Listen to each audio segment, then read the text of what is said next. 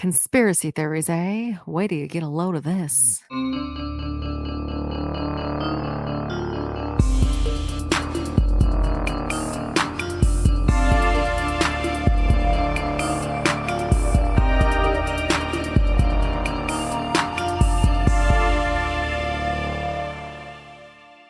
Oh, and welcome to Cracked Sisters Conspiracies. We're a podcast that covers conspiracy theories, mysteries, and all over spooky shit. My name's Jackie. And I'm Cassandra.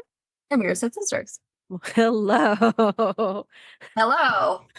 Plagued with technical difficulties today. Running a little behind schedule, but here we are.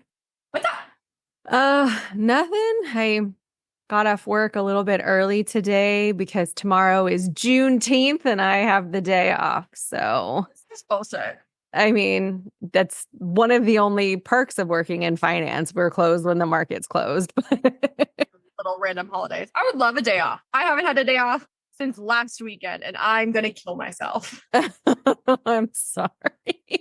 Because my boss left me, and I'm running the company. Oh, and that's the one right. person that had two classes, one on Saturday, one on Sunday, decided she no longer wanted to do those classes. So then I had to give up my weekend to work those classes and teach classes I am not capable or Whipped to teach. So I just bumblefucked my way through it, and I am tired and I am annoyed. Oh, I'm sorry. Right? I will be truly alone and have like a real day off. So I am taking my ass to the beach after I go to the gym, and I'm going to study and just have a me day and get sunburned. So Fun. yeah, because I have my first of 8 or 9 tests that I'll be taking next week. So Oh, okay. just last minute cram session. But Nice. what else is new and exciting with you? We're going to the lake again on Saturday. Oh, that's right. Just a day trip. Yeah. That'll be fun. And I guess his friend's coming to visit on Friday. Okay. Who knows? Love a good mystery visitor. Yeah. So it took me everything in my being not to tell you this past weekend when this event happened, because I wanted to save it primarily for the podcast. So this is new information for all. But last weekend was Father's Day. Oh, yeah. Yeah. I'm So with you on Saturday. I'm not. No, that was more than a week ago. Okay. Just a few days ago, Saturday, we had Gracie's like end of season football party, and we did a pool party at Rancho Simi Park, where the coach has a bungalow rented out. All the girls are there. If you had to put money on it, what do you think the chances of the police being involved in said event would have been? Oh, that's not where I thought you were going with this. Very low. I thought you were going to say you saw an ex-boyfriend. I don't know why, but that's No, the police were called. like you guys called them, or they were called on you. Oh, they totally happened. So we had set up like a shade on the grass. I don't know how long it's been since you've been there. Are you inside the pool? So we're inside the pool, but there's like a grassy area. I haven't been to this pool since I was a kid. I have not been as an adult, but we set up a shade outside so we can watch all the kids. And we were directly in front of the diving boards, and we were just kind of people watching. And there was these 3 girls that we were just watching getting their asses handed to them by the lifeguard because they're breaking the community violations. They're being vulgar. They're cussing. Are they like teenagers? Yes. Oh, okay. And I'm like, their bathing suits were not bathing suits. It was literally like underwear cut and tied. And it was a mess, but they like got the warning that you need to get your shit together because there are children around. Yeah. And they started mouthing off. You know how I get like extra ghetto when I've been drinking? Oh, no. So it was like that times 100. So, these rough and tumble girls. And so the lifeguard's like, you need to go get your parents. And I'm like, we don't have parents. I'll get our guardian, because they're from one of the kids' homes. Oh, God. They're fucking Cutler girls. Oh, they're group home girls. There are no worse creatures than the group home girls in CV Valley. And anyone who lives in CV or works in CV knows. So there were 3 of them. One of them was like trying to keep it together, but she was having a hard time not mouthing off, but trying to wrangle the other two who were just not being told what to do. So anyway, things kind of dissipated. One of them was getting ready to go off the diving board. And there's a couple of young girls, maybe like 6, 7 in line. One of the girls flips around and starts fronting at this little girl, like, you want to fight, blah, blah, blah. And so one of the moms that I'm sitting with, she's like, absolutely not. And so she sets up to go intervene, like, hey, these are kids. You need to compose yourself. You're in a public place. And then swings her attention to my friend. Those girls like to fight, just so you know. Well, that's exactly what they were trying to entice the moms of the group to do. And so then one of the other moms, who is very much mama bear as well, got sucked into it. And so they're like, I can't hit you because you're a child, but I want to smack your face. I have fought those little bitches before. And they needed to like physically be removed. And then the lifeguard came back with the guardian and was like, what the fuck just happened? Like, they're screaming at each other. Our girls from the team are crying because they think that something terrible is going to happen to the moms. And yeah, these girls are just going crazy. Then they started spitting on people. Spit all over both of the moms, spit at the lifeguard. So I'm like, these bitches are assaulting everyone at the pool. It took way longer than it should have to get them from the pool out into the parking lot. And then my mom friend was like, well, fuck that, I'm calling the police. And then went on for about an hour and a half where they were out in the parking lot. The cops came. I was just sitting there behind my big sunglasses watching it go down because I'm like, I no. There was nothing I was going to contribute to the situation. I thought you were going to say you got in there and you were ghetto cast because you had been drinking. No, because it was a children's event. I was sober Sally and just watched this drama unfold. And then by the time we got back to the bungalow, calm the girls down to do like food, the rumor mill had just made its way around the pool because the girls are like, I heard that one of those girls said that they're going to try to kill another kid. And I'm like, oh my God. No. But anyhow, it was ratchet. It was awful. And I never want to be in a public setting ever again for that. Oh my gosh, I do not miss that at all. Exact reason. I fucking hated getting calls because they were in my beat. So there's 3 group homes in Simi, and one of them is okay. The other 2 are fucking atrocious. And 2 of them are right next to Rancho. The other one's on the east end of town. And I fucking hated dealing with them because, you know, if you go, they were okay with me because I was a lot taller than they were, and they seemed to like females. But oh my God, the guys fights every single time we go there. They are just trying to fight every male officer that they find. I know a female officer tased one of them before. Like, they fucking suck. They are the worst of the worst. They were like, cash me outside. How about that? Like that kind of girl. Like, they're 18, they're 14. I mean, she said she was 15, the loudest one. Yeah, but she's like 17, but they act like they are full-grown adults. And then like aggressively shaking tits and ass and like, oh my, it was the most uncomfortable thing I've ever seen. But anyway, we were there for 3 hours and it was awful. Oh my gosh, that's amazing. Yeah. So like I said, never would have guessed that the cops would have been called, but I didn't realize it happened so frequently. It'd be like that sometimes. Yeah. But anywho, that was the most exciting news that I've had in the last few days. I haven't done anything, so I have no news. Yeah. What's your topic? It's something about frogs? Frog boys? The frog boys of South Korea. Whatever the fuck that is. Well, I'll tell you about it. All right. So on Tuesday, March 26th of 1991, just past 9 o'clock in the morning, 6 young boys headed out of the house to look for some salamander eggs in the streams of Mount Waryong in South Korea. And by the way, this is in South Korea, and I'm a very white person, so I apologize for the pronunciation that is about to happen for some of these and or places. Nothing will I be tried to look pronounced. up the best phonetic versions that I could, but who knows? You tried, but I'm sure you were going to fail. Well, also, like, I was finding different variations, like, especially of the boys' names. There was constantly slight variations. So I'm not sure technically what it is. So like one was spelt a certain way, but the other one was spelt the way the first one sounded. So I don't know what the technical accurate names is. I'm just going off of the majority of what I was able to find in my research. Do the best you can. There we go. So all of these boys had the day off because it was an election day, and technically that was considered a holiday. There was 13-year-old Woo Chul Won, 12-year-old Jo Ho Yun, 11-year-old Kim Jung Woo, 10-year-old Park, not sure, Chan In, 9-year-old Kim John Sik, and then another 9-year-old Kim Tae Rong. So there's 6 kids, all between the age of 13 and 9. Okay.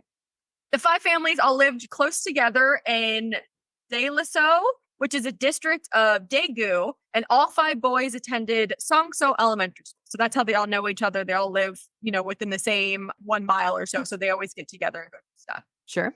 The last child I mentioned, the 9-year-old named Kim Tae Rong, he had gone home to eat some breakfast, and he ended up deciding that he didn't want to go back out with the boys. He just ended up staying home. The 5 boys, continued on their salamander trip without the 6th boy. Later that same day, just after 1 p.m., one of the fathers got a phone call letting him know that his son never showed up to his Taekwondo class. So the dad reached out to the other parents, and they all tried to get into touch with their kids, and that's when they all learned that all 5 boys were missing. And this is the early 90s, so there's no cell phones or anything like that. No. Okay. And they're so young, I doubt they would even have one. No. Okay. So all of the parents then started freaking out, and they called the police for all 5 boys missing. And the police were like, well, they're probably just out playing. They'll be home later. Give it some time. And then if they don't return, you can call us back. Sure. So when later came and went and none of the boys had returned, the parents were getting pissed, and they kept calling the police, like demanding that they take it seriously and start treating these boys as missing instead of just runaways. About 5 or 6 days after the boys were reported missing, there was the first reports in the news explaining the situation, and that's how they got the name Frog Boys, because it said they were going to, get salamander eggs, but salamander boys didn't was it cookie? So they fucking stuck with Frog Boys. I actually do like salamander boys, though. Actually. So the news coverage was gaining traction, but police were seemingly not doing anything in order to actually find these boys. Weird. So on May 4th, 1991, the parents all appeared on a televised news program called The Square of Public Opinions, and they told everyone that the police were dragging their feet. They had made up their minds that these boys were runaways and that they weren't doing anything to actually try to find them. They just had written them off completely. Sure.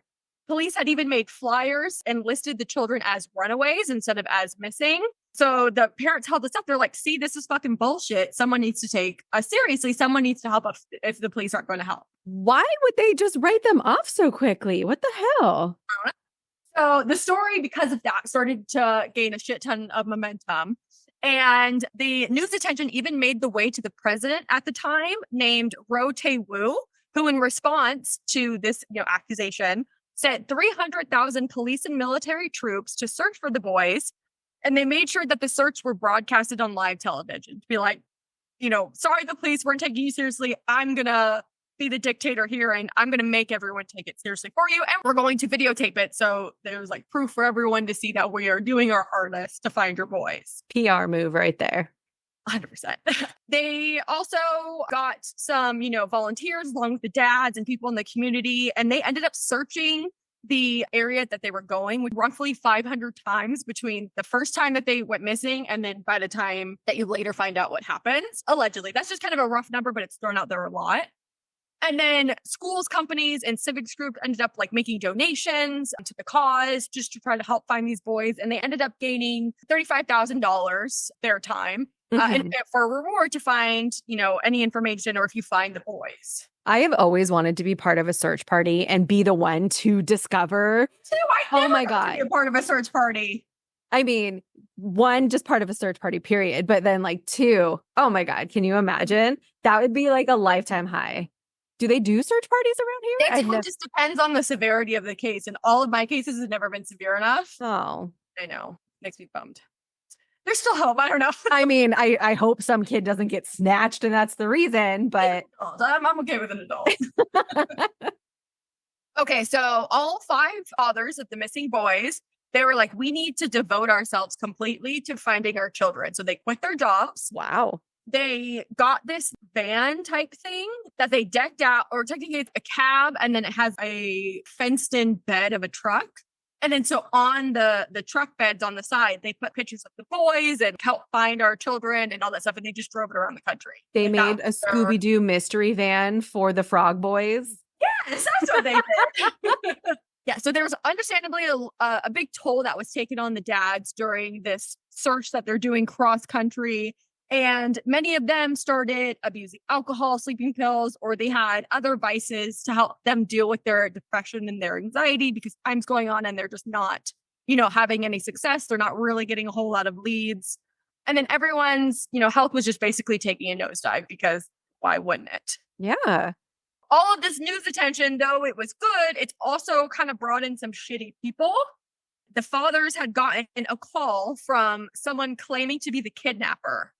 And he said, quote, I have kidnapped the boys for exchange of ransom and they're dying of malnutrition, end quote. And after doing some research into the call, they found out that it was a hoax. And then the police are constantly getting false reports that they have seen the boys and, false sightings and all that kind of stuff. Sure. And then additionally, there was one phone call of a young boy who was crying hysterically and said, I want my mom. And then the call cut. And the operator's like, oh, I think it came from one of the boys because, they had limited resources back then. Sure. And then that also found out was a hoax. So these parents are constantly in adrenaline spikes and having their hopes up and then it's just crashing. Yeah. At least it's not just Americans. People are equally awful everywhere. Universal thing. So after some more time and no real leads or no breaks in the case, the media attention obviously started to dwindle down naturally because, news stories are got to circulate. Disciple, man. Yeah. The fathers noticed this drop and they were doing everything that they could in order to, get the news people back interested. They were like going to these news reporters and these news stations and begging for them to do one more airing or do this and promote it just a little bit. Because of all this and they're traveling, they were starting to financially just become ruined. They were skyrocketing in debt, all this stuff because they're not working. They're doing this full time. They don't have a lot of money being raised for them in order to do it just for a reward. Sure. So they're struggling a lot. So after kind of reconsidering everyone's options and their situation, after 3 years of the boys being missing, they decided that they all needed to go back to work for a period of time in order to financially recover and be able to support their families that they still had. Because some had, other kids, some had, or I think they all had wives. So they made that hard decision to go back to work. 2 years went by. They're getting by. Life is coming back a little bit. Obviously, it's not the same without their kids. They're still worrying about it, but it's a little bit more of like a routine that they've been able to fall into. Then all of a sudden, because everything's good and quiet, a bomb has to be dropped. That's the other shoe. Yes. There's a couple shoes in the story. Oh, no. So there was this guy named Kim Ga-won, who was a criminal psychologist, and I'm using air quotes when I describe that. Okay. At this time in the late 90s, it wasn't a popular profession to be a criminal psychologist. So people haven't really heard of it, but they're like, that sounds fascinating. I believe anything this person says because obviously he's an expert and we have nothing to go off of. Sure. So this guy comes out and he says that he had reviewed the case and all of evidence that they had. And he decided that one of the fathers of the 9-year-old named Kim Jong-sik had killed all 5 boys and buried their bodies in his house or like on his property. Okay. And his evidence for this and his reasoning was because I guess there was a 3-hour time gap on the day that the boys went missing that he wasn't able to account for, or maybe wasn't as like rock solid as an alibi. So this psychologist took this and said he did it. Clearly nothing else could have happened in that discrepancy in time. Got it. Yeah, so totally. The police were like, a professional giving us a lead? Sure, we'll follow that. And the dad's like, what the fuck? And then all of the other dads, in the beginning, when the boys first went missing, they all started playing the blame game. They weren't saying like, you killed, the kids or you killed the kids, but they're like, hey, you weren't watching them or you weren't being a good enough dad. And now my kid is missing because you were a shit parent. Like they were doing that for a while. It's natural to, try to place the blame when you don't have the answer.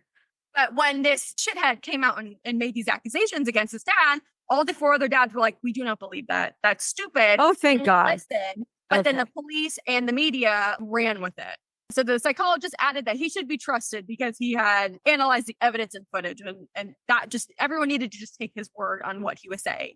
Because I don't know how many, years or months of experience. Whatever. Right. And without the internet, there's no sleuthing and fact checking. Like, we would be able to discredit anything within a few minutes today. Police decided that they needed to go to this guy's house and they needed to look for some evidence to see if this quack was right or not. So they go and the dad's like, sure, I'm not hiding anything. Come on in. And they find a pair of shoes or one shoe in a toilet, like a kid's shoe. And they're like, that's our proof. Do they have other kids in the house? I don't know. Because I don't know which parent is who, but I have a feeling they do. Or at one point they had a kid in the house. So, I'm like, that is not that weird. But they took that as their probable cause, I'm assuming. So then they decided that they were going to search the house. And by search the house, I mean they were going to bring in an excavator and dig a hole into his foundation in the middle of his house and search underneath his house. They also brought in the media who recorded this whole thing.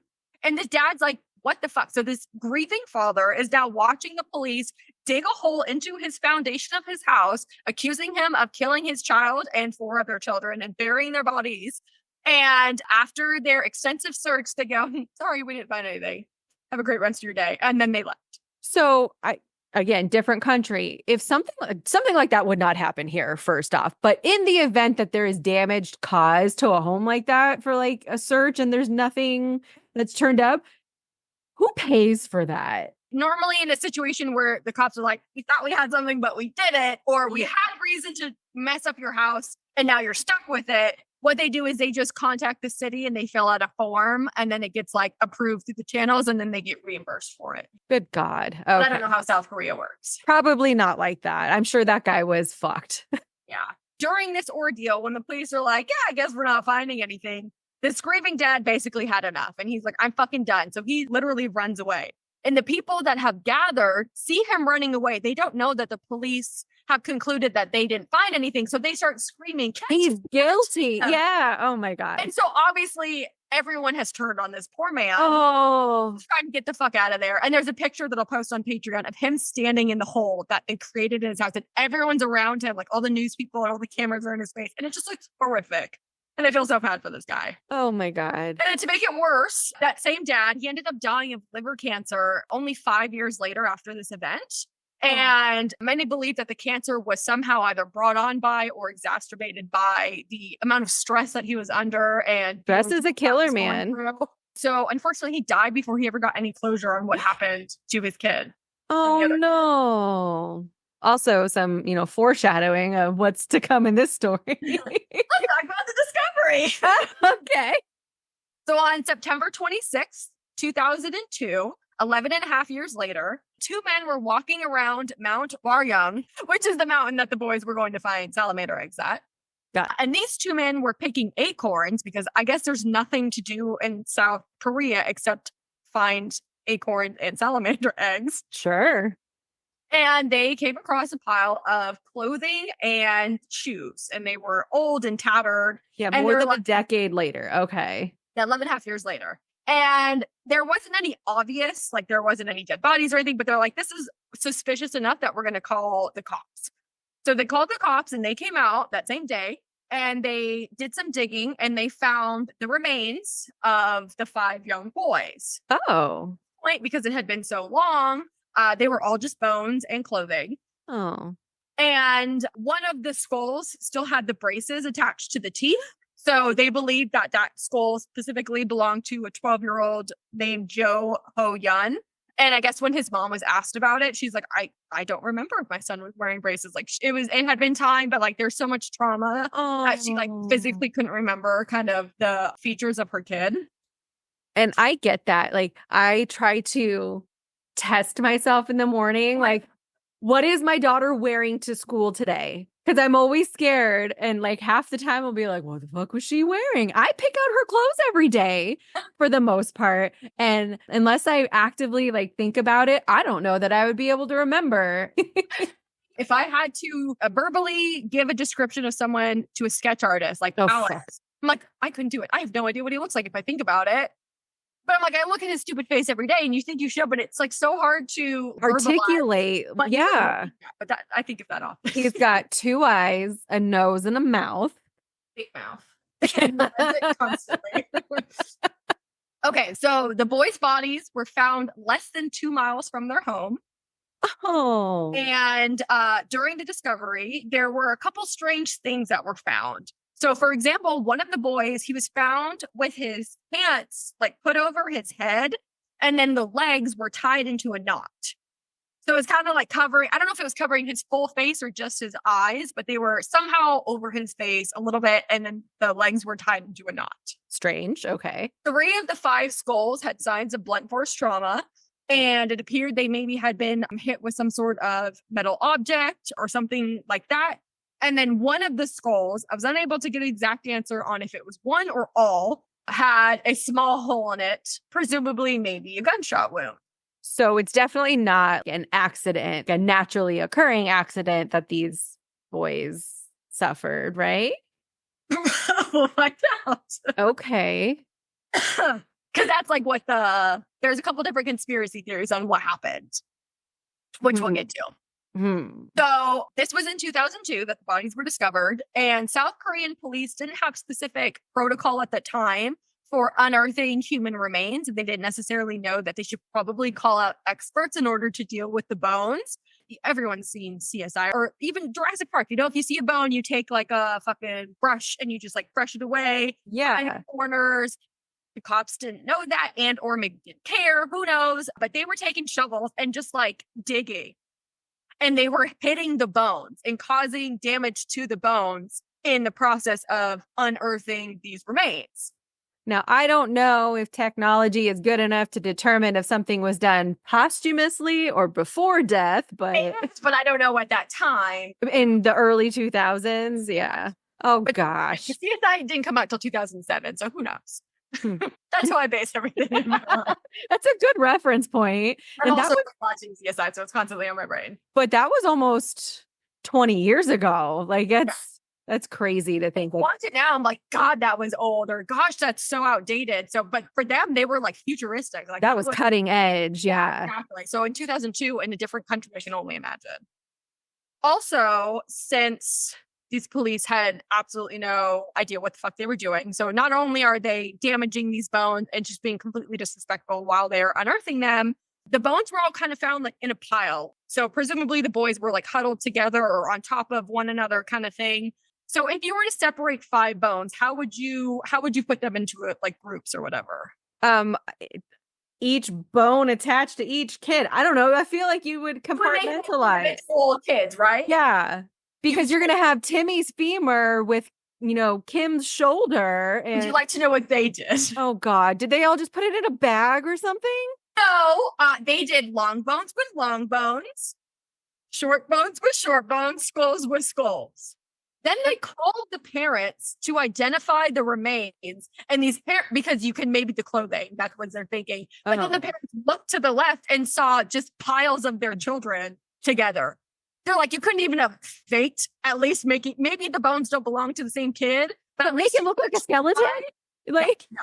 So they just did bones that were the same length and or shape together. Good gravy. I am aghast. So the following day after the discovery of these children, the police did a press conference and they said probable cause of death was hypothermia. I don't believe that. Neither did anyone else. Okay. So they're like, yeah, it was, the line of their disappearance 11 and a half years ago. It was 3 degrees Celsius, which is 37.4 degrees Fahrenheit. And then the police tried to explain that if it had been raining or if there was some sort of wind chill, it could have gotten much colder. Everyone's like, you guys are fucking stupid, basically. So remember, I mentioned that they were found less than 2 miles away from their home. Right. People were like, if it was cold or raining, don't you think they would have just fucking gone home? Yeah. Because presumably they've been to this location before and this is totally normal for them. So if they didn't like it, they could leave. So that was a big issue that people had with this diagnosis. And then there was this team that got called in from the Korean Alpine Federation, and they specialize in mountain emergencies. So they came out to kind of assess it, give their expert opinion. They basically called the cops idiots. And they're like, it's not high in elevation where they were found. It isn't even 100 meters from the street. So there's no way. It's not like they were climbing a mountain, they got caught in a storm, and that's how they died. Like, this doesn't make any sense. It probably wasn't even that fucking cold. And you guys have jumped the gun, giving it a blanket statement that it was hypothermia. Well, yeah, because it's so far in the past at this point, and all they have is a bag of bones. Like, they're like, who's going to prove otherwise? So exactly. But thankfully, no one was believing this. And another good point was brought up during my research was that if the boys had died for whatever reason of hypothermia, they probably would have been found not completely. They wouldn't have been buried in a grave and or a hole all together, huddled together. They would have died above the ground. And therefore, animals would have come by. They would have taken some of the remains. They would have been scattered all over the place. A toe here, a leg there. Yeah. We even found it at all. It's because it's 11 and a half years ago. So they wouldn't have been all together in a pile buried. And that's how they found them. So that's a good reason of how they probably didn't fucking die of hypothermia. Yeah. Okay. Also, as I mentioned, they kept making points, being the president and the media and the police and the military, making points that the mountain was searched 500 times over these 11 and a half years. Whole lot of good that did. If it was searched 500 times, don't you think someone would have found something? Within 2 miles? Yeah. If they had died naturally, you would have found them within, at least a year, if not before then, if you were constantly searching it. So that also doesn't make sense, which means they were buried, is how they were found. But it's like, obviously no one wanted you to find them, which makes it very highly unlikely that it was natural causes that these boys died. Sure. All of the parents and most of the public were convinced that these boys had been murdered and buried to hide the evidence.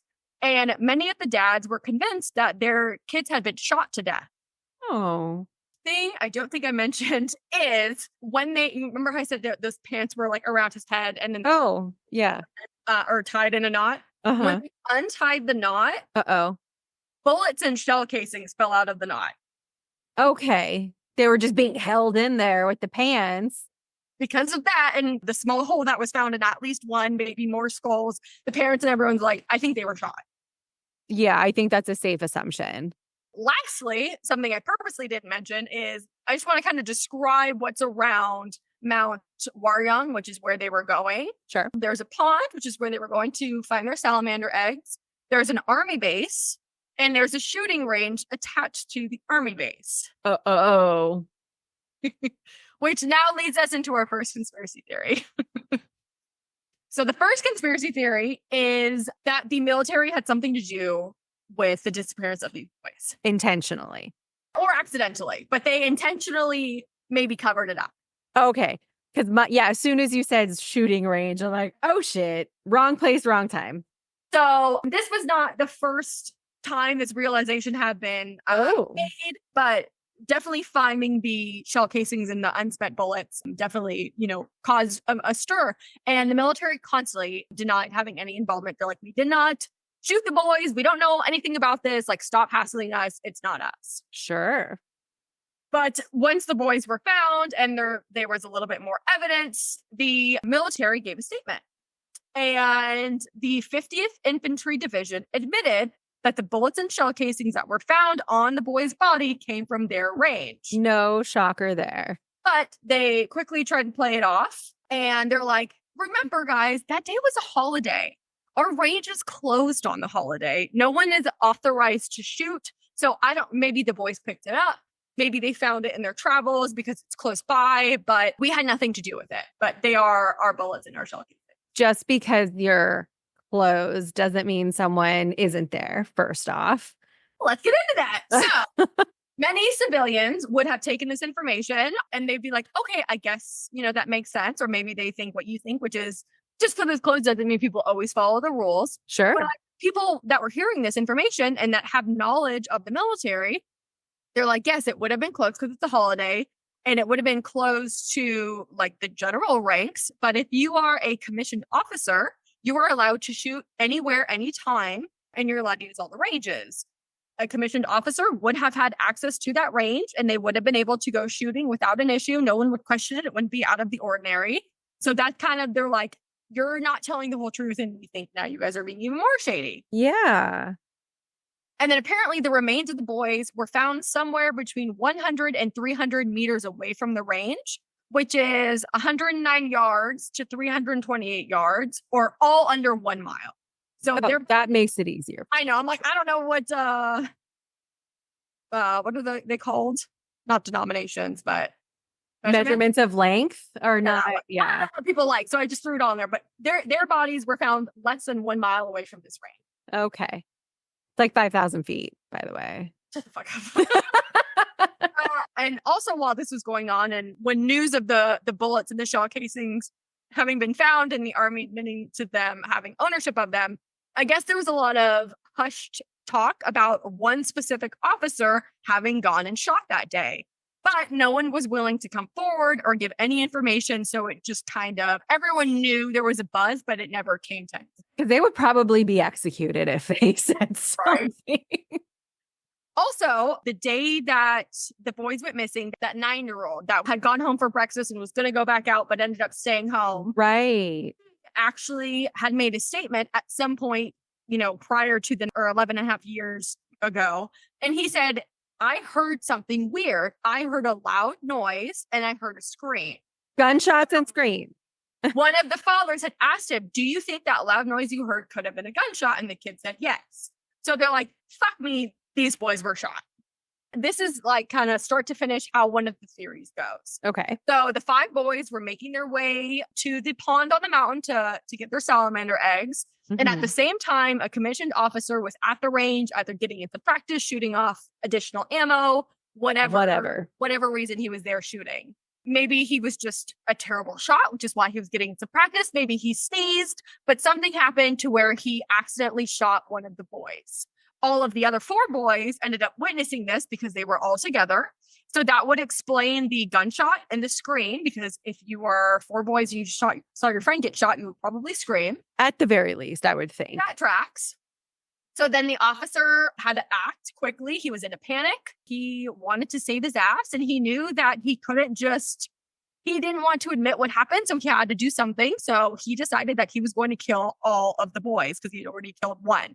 So whether he shot them all or he hit them with the rifle or some sort of metal object for the blunt force trauma, maybe that's why he put the covering over the boys' eyes so they wouldn't have to watch or know what was coming. But he hastily killed all 5 boys, walked them a little bit of a distance, less than a mile, buried them in a shallow grave, and just kind of went on with his day. Yeah. The panic play tracks. Okay. And that would explain kind of how they're found all on top of each other. You just dig a hole. I mean, it still have to be kind of a pretty big hole to fit 5 boys. Just kind of threw them all in there, covered it up, and that would explain the position in which they were found. And then I can see why the government would be like, oh, that never happened because that looks so bad on them. The officer then, if we're sticking with this theory, he told everyone that they needed to keep their fucking mouth shut. Everyone that knew he was at the range that day. The military and the police talked, and they decided like, hey, this would look really fucking bad. Like you just said, we need to come together and, make this go away, which would explain why once the boys were reported missing, the police tried to play it off. They tried to make their runaways. So the media wouldn't care and the general public wouldn't care.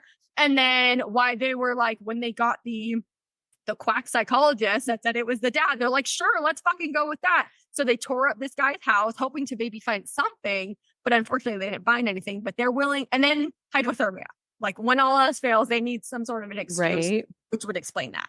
So all sorts of great links. This one is quite plausible. I would think so. Okay. So now we're going to go into the second theory.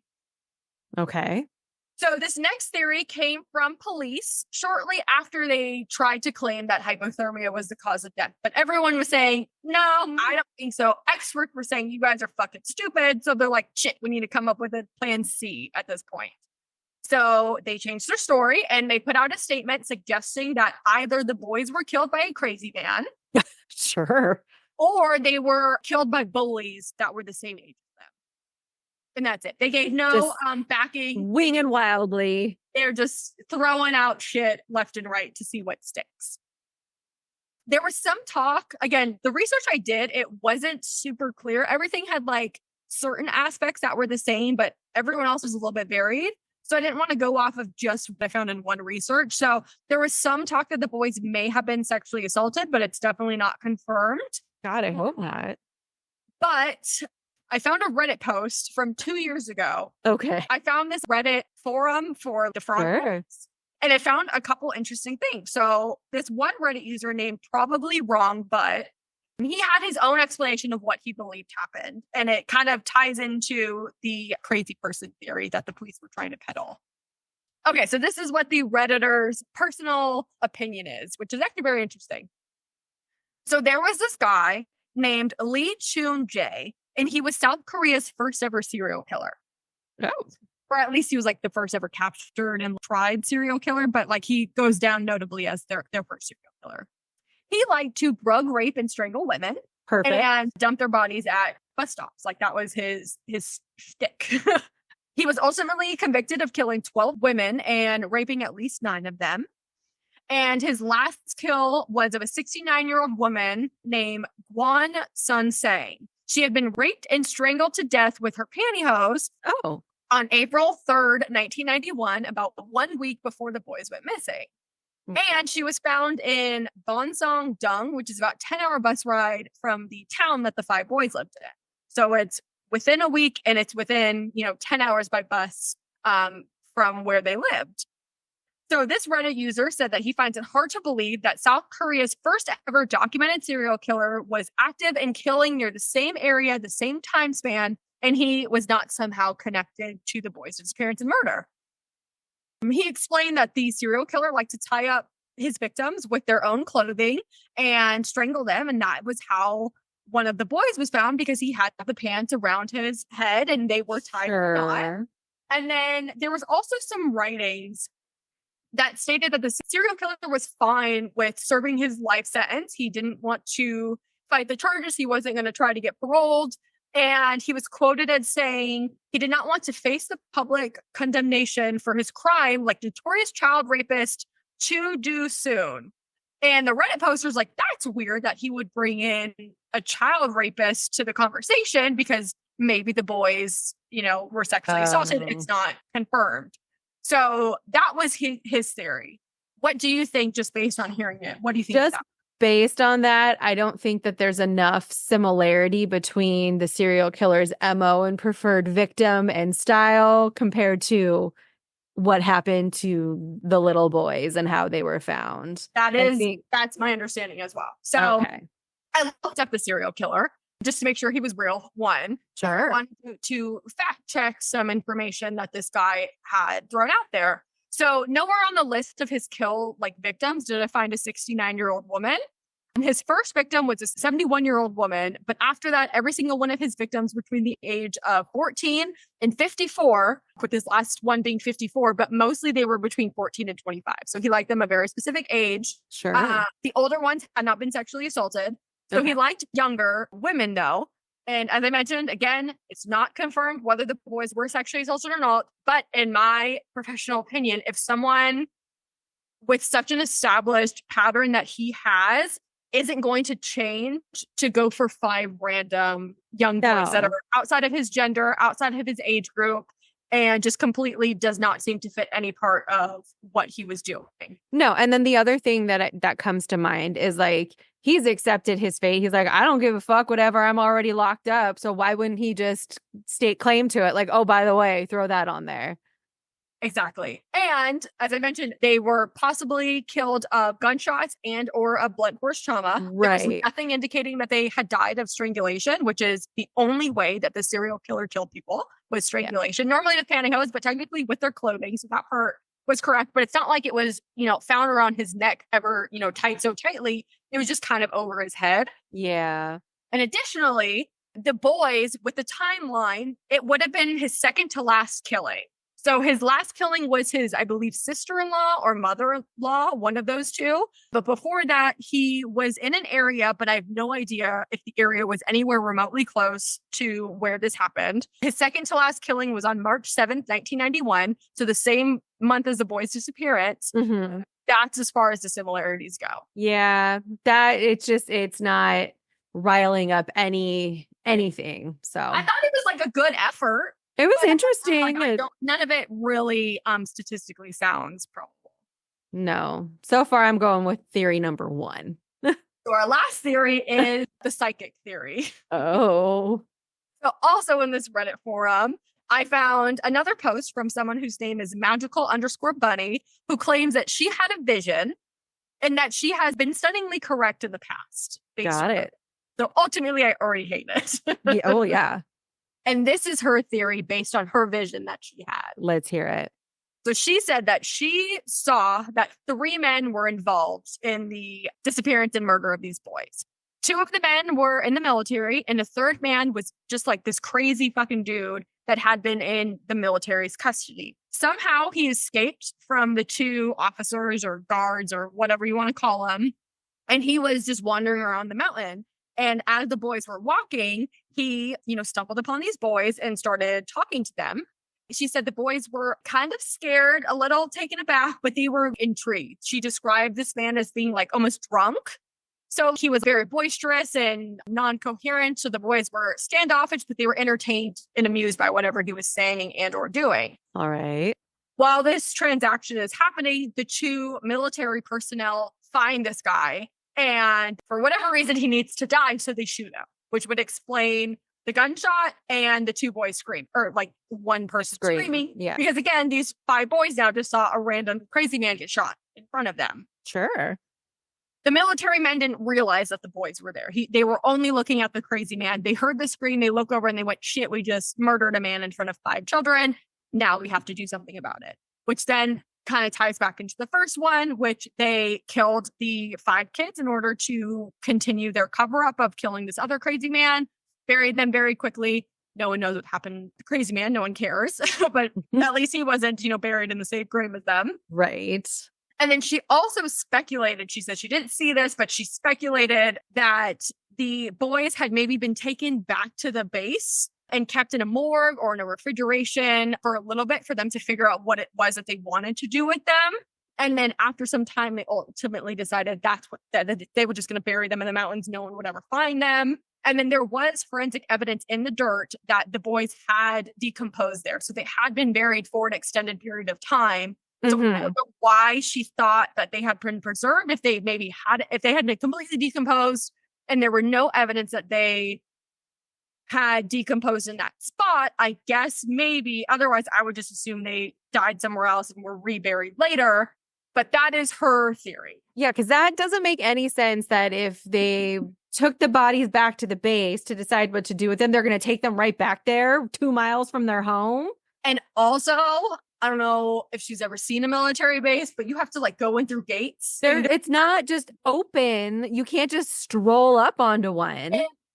And 5 boys would be very hard to hide, even in a vehicle. And they look inside. I mean, they don't search it, but they look as they're talking to you. And it would have been very apparent that they were hiding something or covered in blood or something like that. So definitely you wouldn't have taken them back to base. You would have done something in there. So there is almost nothing about that rings true or possible to me at all. So nope. So those are the 3 conspiracy theories that I came across. I believe the most probable and probably the most likely is the first one. I agree. It was some sort of freak accident having to do with the range. The officer and or officers panicked. They acted quickly and hastily in order to save their butts. They buried the kids after killing them. They contacted the police, who then colluded. Because at this time, South Korea wasn't a complete dictatorship, but it's not like America. No. I don't think it's like that even now. So it's plausible that would make them look fucking terrible. So yeah, it's totally understandable that this collusion would go on and happen, and a cover up would totally be formed. And I have no doubts about that. Yeah, I concur. I agree with everything that you said. And from the start, as soon as you started laying out the pieces of that one, I'm like, this makes all the sense in the world. Exactly. And then on a somewhat positive note to end, in 2015, South Korea finally lifted their statute of limitation on murder. It used to be 15 years and then you were good to go. But they finally, after protest from the media and just the general public, they finally lifted it and there is no statute of limitation. So in the future, if for whatever reason the cover up is exposed, or maybe we find what really happened and person is brought to justice, they can be tried for this murder. And that is the story of the Frog Boys of South Korea. I would not in a million years have guessed where that story was going. I thought it was going to be something weird. I know. And it had nothing to do with frogs, first of all. Technically. But no, that was interesting. So thank you, Marissa, for suggesting. That's for that. Yes, thank you, Marissa. Very interesting. You'll have to put some information and graphics and stuff on our Patreon. I think you mentioned you had a couple things. I read. I already scheduled the post, and they had really good photos. They have photographs of, like I said, the dad in the hole that they put in his house and never fixed. They have photos of the actual bones that were found, them pulling them out and putting them in piles. Oh, and then also at the end, eventually, after they were found, the 4 remaining parents, and I guess the 5th one's mom or whatever, they were able to do like a ceremony for the bones. I think they cremated them and they like sent them like on a boat or something like that. They were able to do some sort of ceremony in order to kind of like get closure a little bit, except for unfortunately that one dad that was terrorized and died. 5 years before this all happened. But yeah, so. All right. So yeah, don't Google it. Go to our Patreon where you can see it in a nice condensed version. Plus you get the full access to the video. You have a quad. I do. So I got inspired last week. I know what you're thinking. I decided that we need some merch, and I don't know how to make merch, but I think I can figure out how to make stickers. So I have hand drawn on my new iPad 5 or 8 phrases or snippets of our podcast that if you have illustrated some key phrases and moments. Yeah, phrases and moments. That's a good way to word it. So if you listen, like are a regular listener or even a semi-regular listener, you would be able to pick up on most of them. So what we're going to do is once I figure out how to implement this and print out some stickers, I'm going to send them to each of our Patreon people for free. So if you're a $1, $3, or $5 donator, you're going to get all of our free merch stickers. Little goodies. That should, light a fire under your butt to go to our Patreon. But you have to be a member for at least 1 month in order to get qualified. Yeah, you can't just sign up and then refund it. This is not Amazon, okay? Yeah. There's a no refund policy. But yeah, so check us out on Patreon. And then for other episode and topic suggestions, reach out to us. You can get us on Instagram. You can send us an email at crackedsistersconspiracies@gmail.com.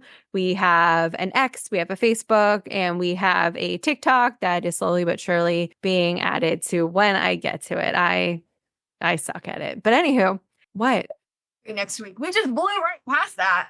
Oh, you'll just have to wait and find out when we record episode number 2 in a few minutes. Okay. So it'll be a mystery next week. So stay cracked, y'all. Have a great day.